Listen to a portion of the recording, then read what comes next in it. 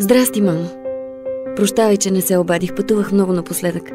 И сега стягам куфарите, но този път, за да се прибера за празника, да ви прегърна. Нахлуват толкова много спомени от детството. Баба правеше вълшебните си козунаци, а с брат ми се намазвахме до уши, когато боядисвахме яйцата. Помня, че ти стоеше до вратата и ни прощаваше с усмивка.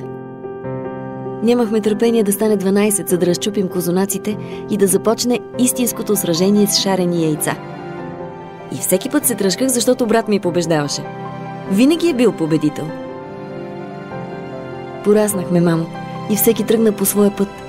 Но днес ще обърна света, за да се върне. За да бъдем заедно дори за ден. Велик ден. Доктор Оеткер. В подкрепа на семейните празници.